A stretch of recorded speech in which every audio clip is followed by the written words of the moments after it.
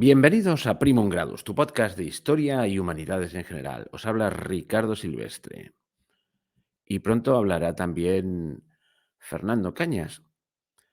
Ya sé que hace nada puse un vídeo diciendo que cerrado por obras hasta el 1 de marzo, dejé ver claro que por razones personales dejaba un tiempo de descanso.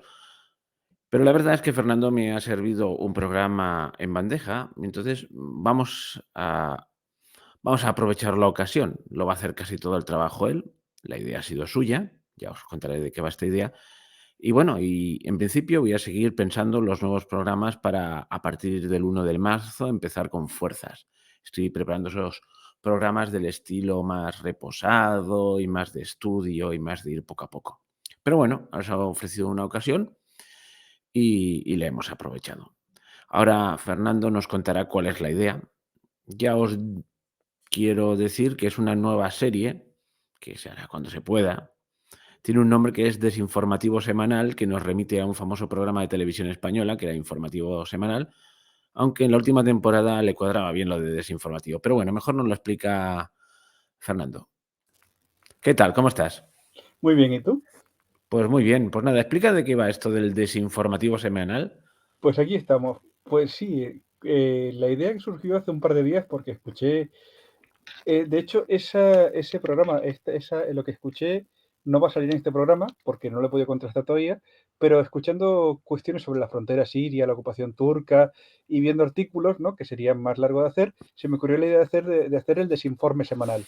¿Por qué? Porque a veces se leen noticias, se escuchan cosas que son sencillamente contrarias, pero tú ves que la gente las repite, las repite, las repite, las repite, o se publican, se publican, se publican, y se llegan a publicar cosas que con una simple búsqueda se puede contrastar que es una información y son conceptos y noticias que llegan a estar muy extendidas entre la población. Entonces vamos a exponer artículos de desinformación evidentes.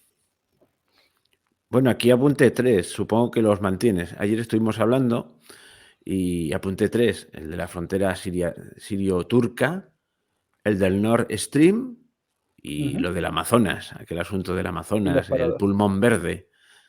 Bueno, Ujú. ¿por cuál empezamos? Pues podemos, si quieres, podemos empezar, por ejemplo, por el que tengo más preparado, que es el pulmón del planeta, el Amazonas, ¿no? Y aquí Sí. podemos ver, por ejemplo, un artículo que la Amazonía no solo es el pulmón, sino el corazón del planeta.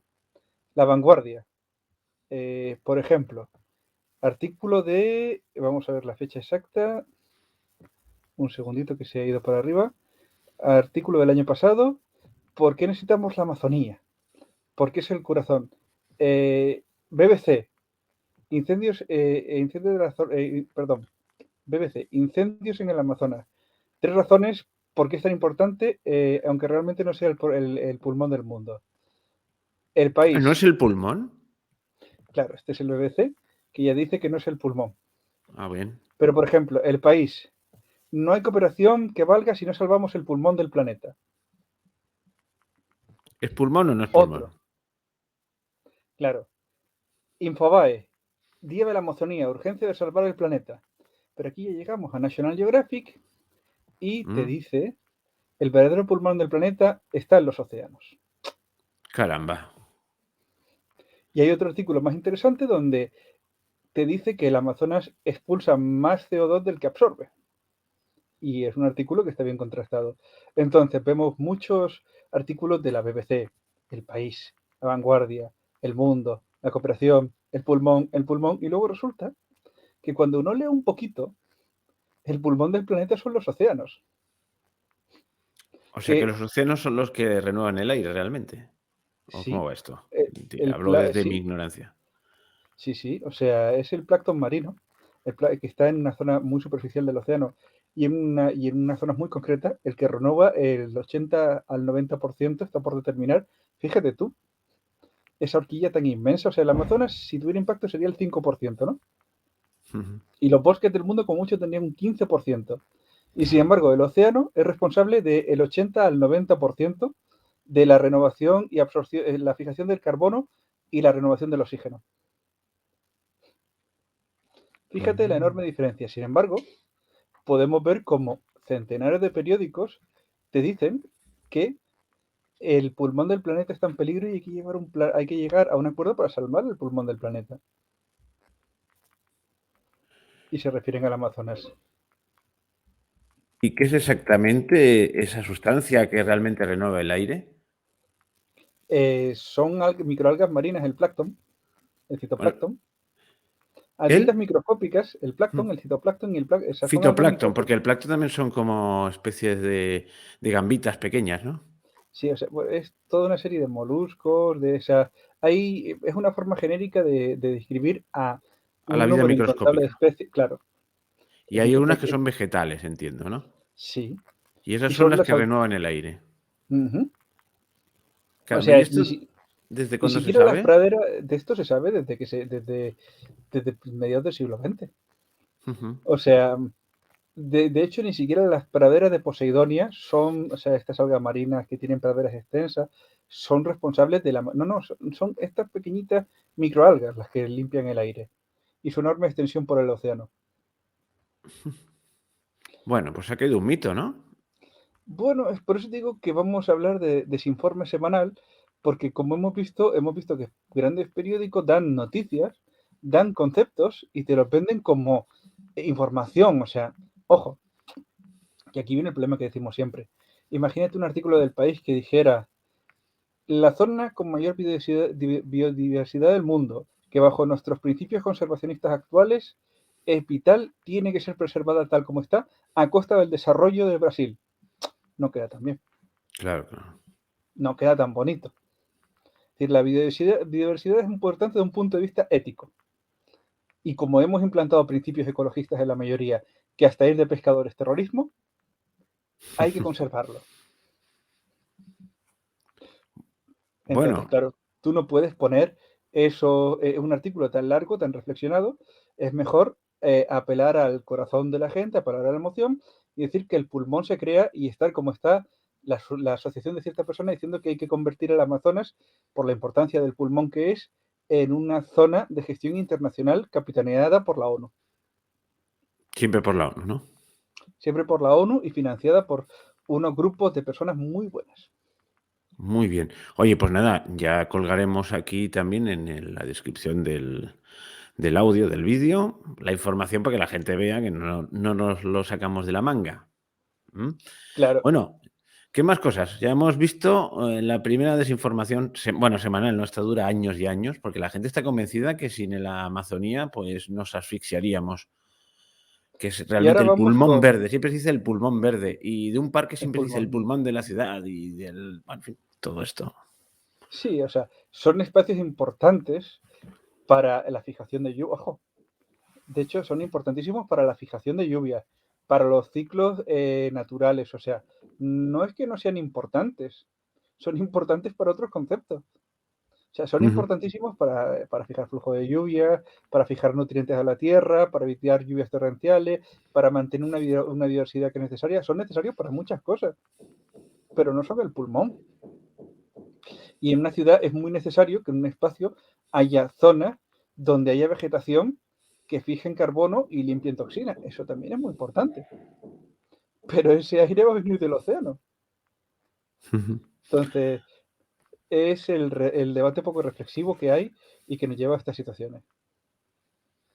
Bueno, siguiente desinformación. ¿Destrozó Putin los gasoductos del Nord Stream? Las claves de un ataque del que Estados Unidos advirtió. ¿Estados Unidos qué advirtió? ¿Que lo iba a hacer o que iba a pasar? Eh, que Putin iba a bajar él solo con un cuchillo y iba a cortar el gasoducto. Vamos a ver, yo tengo unas preguntas. El gasoducto era para llevar gas ruso a Alemania. Sí. Y entonces, los rusos vendían gas a Alemania. Ujú. Entonces, si yo quiero dejar de vender gas ruso a Alemania, es más lógico hacer un atentado terrorista que cerrar el grifo. Eso lo dices tú porque no entiendes la mente perversa de Putin. Ah, vale, vale. Es todo muy Es lógico. decir, Quiero decir, es que pues cierra el grifo y ya está. no, es mucho más sencillo hacer una operación oculta en el Mar del Norte, rodeado de países OTAN, rodeado de barcos enemigos, en una zona llena de bases militares y con países que ahora quieren participar en la OTAN, con países que han tenido hostilidad y cooperación abierta, es mucho más fácil hacer eso, hacer una operación secreta con buzos o con minas y volar el Nord Stream que cerrarlo. O sea, antes muerto que sencillo, dice Putin. Eso es lo que ha pensado. Lo gracioso es que ese es el razonamiento que apuntan las decenas de medios que apuntaron que Rusia podía estar detrás del ataque. Pero es que es absurdo, vamos. O sea, es que si tienes el grifo, cortas el grifo y ya está. Pues es un pensamiento sencillo, no tiene, o sea, no estás pensando como un malvado. Vale, vale. Y luego de repente nos encontramos con artículos como el de CTXT, realizado por este periodista prestigioso, que así eliminó a Estados Unidos los gasoductos del Nord Stream, donde se revela la altísima posibilidad de que una operación de la CIA con operativos noruegos, con implicación de Dinamarca y con la pasividad de las autoridades suecas, europeas y alemanas, se hiciera una operación con buzos para volar el Nord Stream en su tramo más vulnerable y así inhabilitarlo de todo. Cosa totalmente inútil porque el Nord Stream ya está en concurso de acreedores y quiebra. Caramba. Y es una empresa, la empresa, que por cierto es una empresa alemana, ya está quebrada, inviable y tiene que ser rescatada por el Estado cerrada. Ujú. Porque un gasoducto de 20.000 millones que no transporta gas, entiéndeme que es una pérdida para la empresa que lo construyó un poquito fuerte. Claro, claro. Pero bueno, sobre todo, pero bueno, yo creo que hay una cosa clara. Esto no es exactamente un atentado de falsa bandera, pero se le parece mucho. Pero Estados Unidos jamás los usa este tipo de estratagemas, ¿no? Pero a ver, Eh, atacar la infraestructura de un aliado OTAN en el no Mar me, del Norte. no, pero es que Estados Unidos no es aficionado a hacer estas cosas. A veces explotan barcos en la bahía de Cuba. A veces, pues, En el Golfo de Tonkin también pasan claro, cosas. cosas de estas, pero siempre, porque, bueno, sí, pero esto siempre son casualidades. Esto también no creo que lo haya hecho Estados Unidos, No, ni yo la creo que Gran Bretaña, que tampoco lo hace nunca, por no. ejemplo. Yo creo que esto es una acusación falsa de alguien con mucha imaginación. Ujú. A ver, aquí hay dos opciones. O Putin es muy malo y Y él muy solo tonto, bajó, exacto, y destruyó la infraestructura del socio europeo que le compraba el gas, cortando. Ojo, es que ya el Nord Stream 2 ya estaba en quiebra. Y ahora el Nord Stream 1 tiene daños por 500 millones de dólares, ¿no? O Vladimir Putin bajó él solo y voló, porque aparte no hay ningún registro de la Marina rusa operando. No hay ningún informe de operaciones especiales rusas. O él bajó solo porque es malo, malo, malo hasta el punto de volar el Nord Stream, o la otra posibilidad imposible, que es que imposible la seguro. CIA, con el mando conjunto de la OTAN, decidiera hacer una operación especial con buzos para volar un tramo del Nord Stream e inhabilitarlo por siempre o por un largo plazo, para Pero cortar ese menos, vínculo. pero la CIA, Cáritas y Cruz Roja van a la limón, son sociedades benéficas. Sí, fíjate, la CIA financió al PSOE, eso es ser una sociedad benéfica en toda regla. Bueno, pues tenemos el Nord Bueno, Stream. pero lo importante de esta desinformación es como algo tan evidente, hubo gente dando en tertulias, en artículos, sesudos artículos, explicando por qué hay una posibilidad de que los rusos fueran los culpables del ataque. Porque, o sea, y te dan análisis que, bueno, pues están más cerca de la guerra de los mundos o de una buena novela que de un artículo sensato de prensa. Y ha tenido que venir esta investigación profunda, detallada, que falta que te ponga las horas y los nombres de los marinos, porque hay gente que participó en la operación que no está satisfecha con el trato que se le ha dado después, porque donde se ha visto una operación especial, no sé si nuestros oyentes saben que la mayor parte de los miembros de la tripulación del grupo de operaciones especiales que capturó a Bin Laden están todos muertos menos uno. No Fueron puede teniendo ser. accidentes inexplicables. Entonces, Mm. casualmente, la gente que participa en estas operaciones son tributarias de una mala suerte increíble. Y se truncan sus carreras y se truncan sus aspiraciones de una forma brutal.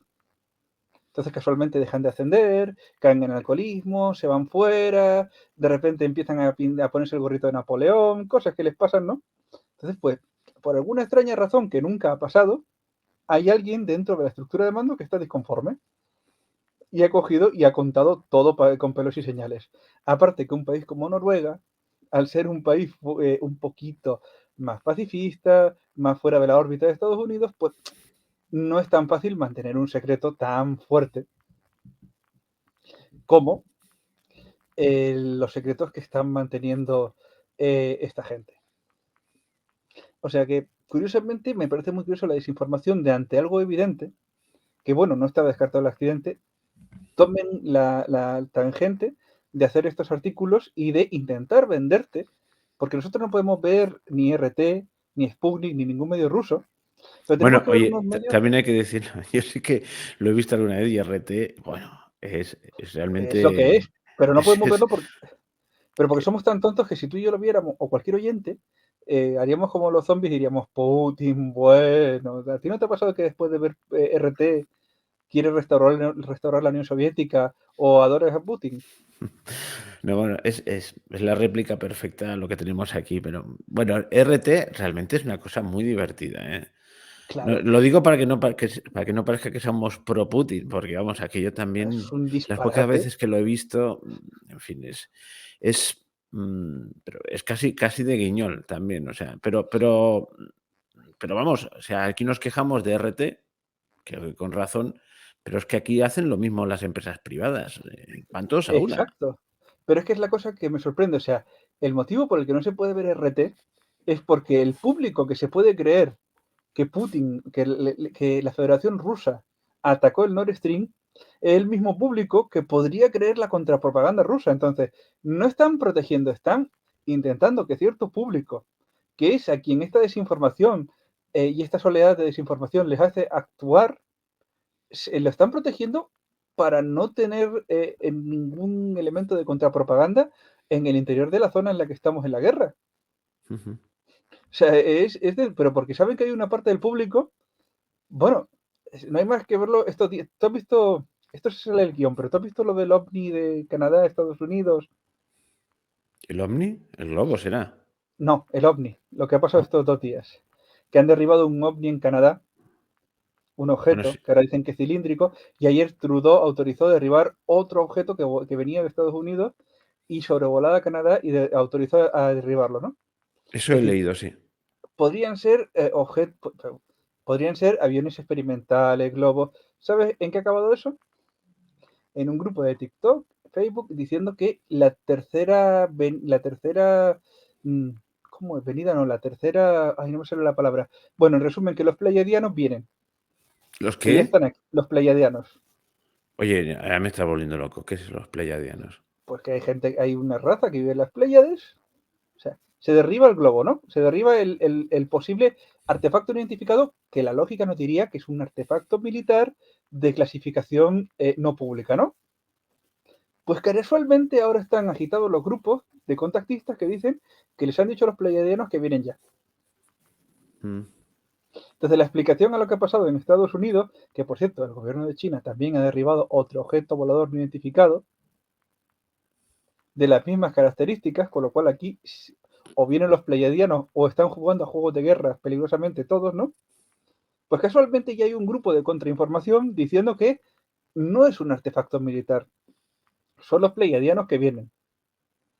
Vienen no sé cuánto. ¿Te acuerdas de aquello de al mundo vendrán 15 millones de... Pues ya están los de ahora de esta época diciendo que, ojo, aquí no hay juegos militares, son los pleiadianos que vienen. Bueno, ya Entonces, hay está. un grupo de personas desinformables que ante cualquier noticia son altamente desinformables. Y por eso tenemos que salir aquí a decir lo evidente, pero es que es así. Es que se dan estas noticias con la intención de proteger o cambiar la opinión de un grupo de personas que no tienen la capacidad de tener el criterio racional de entender las cuestiones más básicas de geopolítica, geoestrategia o funcionamiento de cualquier aspecto de la vida política o vida pública de forma razonable, de una forma con una cognición básica. Entonces, por eso se nos protege y por eso ya llega un momento en que uno ve artículos propios de RT que dice, por favor, es que hay que hablar de su información semanal porque estos artículos son para, o sea, ya no es que por lo menos alguien tiene que salir y decir, esto no es tolerable, aunque haya personas que se lo crean. y aunque sea necesario, pero esto no es permitible. O sea, las personas, ahora después los pasaré, pero estos periodistas del País, de La Vanguardia, de Libre Mercado, que hicieron los artículos, esos tertulianos que yo no veo, pero sé que esa gente tendría que estar escondida en una cueva con la cara, o sea, con una vergüenza, pues, pero vamos, para no volver ni a escribir ni a salir. Bueno, Y los del recientemente, pulmón, lo mismo. recientemente, con una cosa que pasó hace un par de años y que nos tuvo a todos encerrados, algunos hicieron unas declaraciones absurdas, surrealistas, que luego sí y luego no, y por ahí andan tan anchos. Pero no quiero Sí, sí. ahondar sobre el tema porque por culpa de hablar sobre este tema me quitaron 2 vídeos y encima me tuve una semana sin poder publicar. Ah, sí, es Porque, verdad, porque ese tema es intocable y ese tema es supremo. Y es verdad que la legislación de ese momento fue inconstitucional. Es verdad, ¿te acuerdas cuando viniste a la JPOZ en Madrid que aquí seguimos llevando mascarilla y que siguen insistiendo, aunque ya ha tenido que ser revisado ante tribunales y no han podido explicar por qué? Porque ¿sabes por qué seguimos llevando mascarilla? Que es desinformativo semanal. Porque el gurú de la Moncloa les dijo que tenían que quitarla en un momento que le dieron un repunte de popularidad. Como no llega el momento, no lo hacen. bueno, ya Ya lo han tenían que ser vía quitado. tribunales. Sí, ya, pues por narices. Ujú. Pero hasta hace 3 días el Metro de Madrid te recordaba que si querías ir a trabajar o a comprar, tenías que llevar la mascarilla puesta. Hoy Para que, en el metro de Barcelona, hoy domingo 12 de febrero, lo seguían recordando. y lo siguen, porque Bueno, oye, y todo para aumentar la popularidad de cierta persona que usa las leyes y el espacio público a conveniencia de su forma, como han hecho todos, ¿eh? Porque es que, pero lo usa de una forma tan abiertamente clamorosa que ya cansa. bueno, oye, perdona, te corto Claro. directamente para no ahondar en este tema, que no tengo más ganas de más Sí, líos. Bueno, quiero sí, no, decir claro, pues que si no, y ya, pero oye, no, vámonos a la frontera a entre Siria y frontera siria. Turquía. Bueno, pues esta es la gracia. Yo he llegado a leer en medios pequeñitos y he escuchado en análisis de geoestrategia que Turquía tiene ocupado 200 kilómetros de la frontera siria, que está masacrando a los kurdos y que tiene toda la frontera ocupada. En fuentes especializadas que te pasaré, encuentras que Turquía tiene 32 kilómetros de algunos puntos todavía ocupados que no están en una ocupación totalmente hostil y que hay puestos fronterizos al otro lado. De hecho, con el terremoto salió la información de que el gobierno de Al-Assad el gobierno turco está pensando en abrir las fronteras, los puestos que comparte con el gobierno de Al-Assad, o sea, no toda está ocupada, para que pueda entrar la ayuda. Porque nosotros, Estados Unidos y toda la esfera Canadá, Australia, se ha negado a prestar ninguna ayuda a Siria durante el terremoto hasta que caiga el gobierno de Assad como medida de presión para el gobierno malvado. Entonces, casualmente sale la cosa de que hay puestos de las fronteras que están retomados por Al-Assad y los que no están retomados están en un punto donde existe un cierto equilibrio tácito entre el gobierno de Siria y el gobierno de Turquía que se va replegando lentamente. O sea que de ahí también nos la han colado. Exacto. Lo único que sí es verdad es que tienen ocupado un santuario por la situación de inestabilidad que el Estado Islámico había amenazado en volar y que para los turcos es muy importante porque es una reminiscencia del Imperio Otomano. Pero es un santuario que son los únicos. A ver, yo aquí, Erdogan me parece un personaje, pero ojo, la situación barbárica de cómo acabó volada Palmira, o sea, me parece increíble que los únicos que hayan decidido proteger algo del patrimonio sean los turcos. O sea, no es para que estén destacados los turcos, es para que esté destacada la UNESCO. Por Y son los cierto, únicos que han decidido proteger algo. bueno, yo no voy a ser un defensor de Erdogan y de los turcos, pero hoy, mira, oyendo una conferencia o algo similar, hablaban precisamente del Imperio Turco, de la caída después de la Primera Guerra Mundial, Uh -huh, y han dicho, a ver qué hicieron los occidentales cuando desmembraron. Bueno, es que los occidentales, estamos hablando de los anglosajones, Estados Unidos, uh Gran -huh. Bretaña, desmembraron eh, mm, el Imperio Austrohúngaro, se cargaron a Alemania y desmembraron el Imperio Turco. Ahí está Lawrence de Arabia y tal, durante la Primera Guerra Mundial. Y entonces van siguiendo un poco el rastro de sus maravillosas políticas, de sus fronteras trazadas con el Escudo de Cartabón. Y entonces dice, ¿dónde están hoy en día los conflictos, las guerras? Siria, Irak. O sea, todo el antiguo imperio otomano está plagado de conflictos y de guerras. O sea, Igual que Yugoslavia, o sea, los Balcanes, curiosamente, son cada vez, especialistas en iba a decir en balcanizar, porque ahora se ha quedado como sinónimo, pero si te fijas, al final la política, bueno, esto era muy típico de Gran Bretaña, de cuando hay una fuerte en el continente había una potencia grande de fastidiarlo y a poder ser desmembrarla. Y realmente lo han bueno, hecho. Y con Rusia lo han intentado. pero esa es una obsesión que se lee en ciertos artículos antirrusos de que hay que balcanizar Rusia. De hecho, el último vídeo de VisualPolitik es como, vamos a hablar de esto para que vaya calando en el inconsciente colectivo que se puede desmembrar Rusia. Se puede desmembrar Rusia y Estados Unidos y Canadá y Oye, Alemania, se puede desmembrar todo el mundo. O sea, no hay país del mundo que no se pueda balcanizar. efectivamente. Y se está balcanizando, bueno, sobre esto ya haremos un programa, se están balcanizando, creo que, no sé si esta palabra es adecuada. Desde luego España corre ese riesgo, pero es que me he dado cuenta que ahora mismo en Sudamérica hay un serio peligro, porque es que han salido, bueno, en fin. Pero no Sí, nos te refieres a desviemos lo del del sur tema, del Perú. Te refieres a todos los movimientos del sur del Perú, pero de es que zonas fronterizas de Colombia. yo veo también que salen mapuches y no sé qué, y no sé cuántos, y no sé quintos, Bueno, y pero yo no, es lo que sí, pero curiosamente el país que está más cerca de balcanizarse y nunca se balcaniza es el Reino Unido, que tiene a Escocia al 50% de la población pidiendo un segundo referéndum y que tienen un problema serio. Y Canadá es un país que también está en un riesgo de balcanización severísimo. Y en Estados Unidos, Texas, California y Alaska son estados que al poquito que pierdan la primacía, veremos cómo hacen para mantenerlo dentro de la Unión. O sea, es muy fácil balcanizar cuando tú estás en un punto de potencia y balcanizas, pero también es sencillísimo, o sea, no hay ninguna zona del mundo que no tenga esa situación. Y España, pues sí, España como es un país que está en su base social y geoestratégica destruido, que no tiene unidad, pues ha sido realmente fácil. Y hay unas partes de España con hechos peculiares, con peculiaridades especiales, que han seguido muy bien el juego. Y como es una mediana potencia en decadencia y una estructura social en decadencia, porque lo es, porque se nota, pues simplemente hay una parte que lo aprovecha. O sea, esto es muy fácil. Cuando España era imperio, los Alto Laguirre, los Casals, eran los primeros que iban de adelantados y eran los primeros que comerciaban con donde podían. Ahora que España es un país que intenta no morir, pues ya no es rentable. Igual que pasará cuando Estados Unidos deje de ser mediana potencia o caiga una decadencia severa, que la gente va a decir que lleva toda la vida sintiéndose de Texas y nunca se ha sentido de Estados Unidos.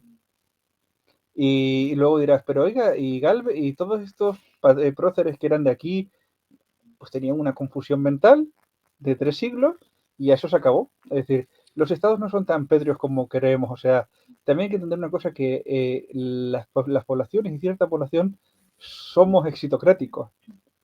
Lo somos con la persona y somos con las entidades. Cuando la entidad tiene éxito, nadie se quiere separar. bueno, los nacionalismos separatistas nacieron a partir de 1898 en España, con la pérdida de Cuba y Filipinas. Es así de Cuando no claro. había nada más que sacar. Bueno, sí, esto pasa siempre, ¿eh? Y bueno, y en Italia, que fue otro caso también curioso, pues cuando dijeron nos vamos porque los del sur no viven a costa nuestra, hicieron aquella cosa tan grotesca de la cadena humana y ¿te acuerdas? La Liga Norte, que de hecho el Véneto es la región más secesionista de Europa con diferencia. O sea, es donde tienen más una entidad más marcada y más claro que se quieren secesionar. Pero vamos, eso es un peligro real, ¿eh? Porque cuando hay tantos estaditos pequeños, el lío está servido, en fin. Pero Pero, bueno, oye, que nos hemos ido del tema, ¿eh? Era bueno, la pero frontera es eso Siria-Turquía. sí, pero la frontera, que curiosamente se pintan unas deformaciones y unas exageraciones que responden más a intereses de agencia que a realidades. Y es curioso que tengamos que hacer este programa y muchos más, porque me parece increíble, porque en el fondo, detrás de estos artículos de desinformación, siempre hay alguien a sueldo de alguna corriente política o de alguna geopolítica que está mintiendo a sabiendas de que va a impactar sobre cierto público que va a conseguir crear estados de opinión o frenar estados de opinión. De forma que esto es muy sencillo.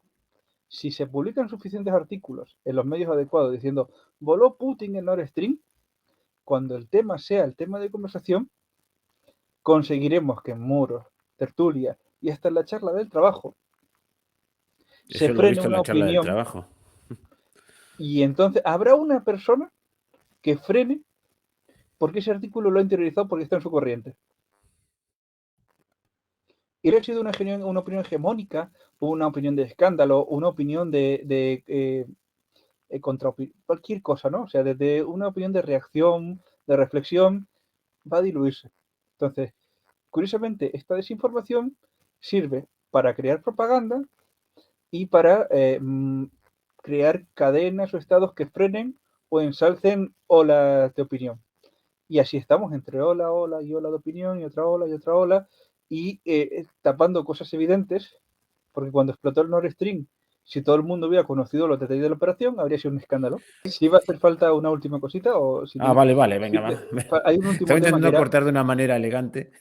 pero es un tema muy ilustrativo que es un tema, por ejemplo, de manipulación estatal, que lo hablamos el otro día, que es el problema de los parados en España. Y Ah, en sí, es España, verdad. actualmente un ejemplo muy claro es, pero esto es el problema de la verdad y la posverdad. El gobierno actual ya hizo una manipulación donde, bueno, hay que ir a los casos básicos, que es una persona desempleada. Una persona desempleada es una persona, bueno, es que esto tiene mucha gracia. Para empezar, hay que hablar que se ha relativizado tanto que ahora se habla de personas que no están activas, ¿no? Entonces hay tres cifras. La de las personas en edad de trabajar que no están trabajando, la de las personas en edad de trabajar que no están trabajando, pero están haciendo alguna actividad, y luego están las relativas, ¿no? Porque el índice de actividad en España es bajísimo. Es uno de los más bajos de la OCDE, ¿no? Sin embargo, lo curioso de eso es que el índice de actividad es bajo. El índice de personas que ni estudian ni trabajan es bajo. Pero lo que se quiere para llenar titulares es hablar del desempleo en términos de inscripción oficial. ¿Y ahí qué se ha hecho? Las personas que están desempleadas, pero están haciendo algún estudio, están formándose, no cuentan como desempleados. Y ahora se ha cogido y se ha echado otros centenares de miles, ¿no? Con los cuales, si están en una situación de discontinuidad, es decir, trabajan 2 meses y tienen un contrato por el que volverán a trabajar 2 meses al año siguiente, ya no cuentan como parados. Entonces, es muy curioso porque hay 1 millón de parados menos que sí lo están. Son personas que no están recibiendo ingresos completos anuales para sostener sus gastos. No están desarrollando actividad. Ojo, y son personas que están con intención de buscar trabajo, activos laboralmente, búsqueda activa, pero oficialmente no cuentan como desempleados. Y estamos en este punto curioso digo, si hemos hablado de cómo son las informaciones, ¿no? Las exageraciones, este punto ya es el más ridículo de todos, que es, si le cambio la denominación, no existe. Yo puedo decir que baja el desempleo, aunque la actividad se frene y las personas no trabajen, pero le cambio la denominación. Entonces, es muy curioso cómo estamos llegando a un punto donde el pensar, esta idea llega a un punto de borrar completamente la realidad y pensar que se puede hacer a base de dialéctica y de resignificar los puntos oficiales o los puntos periodísticos. El Y me relato. parece muy increíble. Sí, la toma de un relato y cómo ya la red. Y entonces, si yo tengo un público desinformado general que mide la estabilidad del país por la tasa de paro porque la tiene interiorizada, si modifico, aunque haya paro, podré decir que lo he bajado. Pero si lo importante es la tasa de actividad real y los ingresos familiares, que eso es como ahora que van a modificar varios indicadores de inflación para poder dar el que más les convenga. Sí, sí está muy bien, pero si yo voy y las cosas valen cada semana 15 céntimos más que la pasada, lo podrás modificar lo que quieras, podrás poner inflación comparada, inflación ponderada, inflación subsumida, lo que tú quieras, pero el hecho real es que el encarecimiento existe. Entonces, venimos de este desinforme continuo, pero es que el desinforme es en todas partes y todos puntos. Y de hecho, vamos a tener muchas entregas y mucho tiempo, creo, de esto, porque son muchas desinformaciones, muchas exageraciones de puntos que son evidentes, palmarios y obvios. Bueno, ¿algo más? Es que esto se me había olvidado, ¿eh? Yo quería Todavía. comentar ya, pero se me había olvidado esto que lo habíamos hablado de las estadísticas del paro y, en fin, y de cambiar los nombres mágicamente, le cambias el nombre a una cosa y deja de existir. Sí. Bueno, pues esto es pensamiento mágico, ¿verdad? En fin, pues yo creo que con esto ya es suficiente por hoy, ¿no? Ujú. Bueno, pues nada, has interrumpido mi retiro de un mes y ahí me vuelvo a sumir en las tinieblas bueno, las tinieblas. Seguiré preparando mis temas y alguno habrá sobre todo este tema de desinformación y del relato y todo esto, ¿eh? Porque yo creo que el tema lo merece. Y bueno, y nos despedimos ya. Te vas a espera, te voy a volver a interrumpir. ¿Te vas a meter a la contrapropaganda? Desde luego. Sí, sí. En fin. Es que uno es como... No, y también habrán temas de historia, porque vamos a ver, ahora ya me despido, pero yo sé que hay dos tipos de personas. Hay algunos que dicen, oye, cuando hablas de historia está muy bien, pero bueno, hay de todo. Hay gente que le gustan estos programas, hay gente que los detesta, hay gente que me dice, oh, qué bien que está Fernando o el otro que invitas y tal, porque es más divertido. Hay otros que me dicen, joder, cuando tienes un invitado es un tostón, o sea, hay para todo. Entonces yo siempre, yo lo sé, hay algunos que le encantan, ¿eh?, estos programas, hay otros que lo odian. Yo siempre digo, como hay mucha variedad, pues escoge el que te gusta. Yo hay muchos canales en que hay programas que ni me los miro porque son de un determinado tipo y hay otros que me encantan, por ejemplo, no sé. Mira, te voy a poner un ejemplo concreto. Hay uno que siguen que son los de Histocast, que hacen unos programas larguísimos, pero a veces me ponen unas conferencias de un tipo que me parecen... "No, hemos acudido a la conferencia de no se sabe quién, y a veces son soporíferas, y yo quiero escucharos a vosotros, no la conferencia. Pues eso me lo salto, por ejemplo. Y sin embargo soy un seguidor de ese canal. Pues esto aquí pasa lo mismo, ¿eh? Lo digo porque... Claro, yo no sé tú, pero yo no le pongo una pistola a nadie para que me escuche. No, pero lo digo porque... Digo de broma, digo por la gente que se enfada. Nadie le te, o sea, si algo no te, pues no lo escuchas y ya, ¿sabes? No pasa nada. No, pero lo más divertido son la gente que pone comentarios del estilo. Bueno, es que me he reído mucho. Ya haré sobre algunos comentarios que me han dejado algunas personas que son muy para partir de risa. Bueno, Pero- algunos son para, no para preocuparse, pero sí para inquietarse, porque no, o sea, son realmente para llamar a Iker Jiménez directamente, ¿verdad que sí? sí, pero lo más divertido son los que han dejado a raíz de aquel programa que hice sobre veganismo con Emilio. Y en fin, esos son los más divertidos porque, bueno, en Es que fin. tocaste la sensibilidad. Sí, bueno, ahora ya se ve que hay más sensibilidad. Se ha hecho viral la señora esta que está ofendida porque a su niña la quieren disfrazar de pescadora, que va contra sus principios morales. Bueno, una cosa ¿Ves? Y demencial. luego estáis los malvados como tú y Emilio difundiendo mensajes de homicidio, de muerte por el mundo. Entonces, pues claro, la gente, la pobre señora tiene que defenderse. Ujú. Y luego, Aparte que hay que entender que no hay que tener una visión adultocentrista, como decía hoy que he visto en un corte. adulto centrista. Bueno, oye, cortamos ya, que nos estamos enrollando. Va, ¿nos vamos? Sí, Bueno, pues hasta otra. hasta pronto.